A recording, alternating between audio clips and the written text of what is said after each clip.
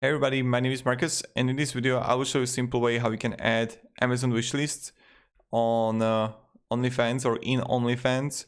So you want to go to your profile to the right top corner and then just click here my profile.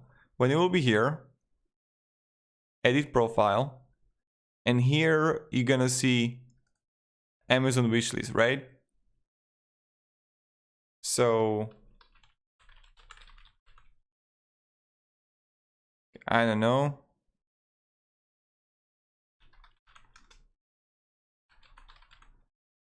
Like this, and I'm going to click on this one.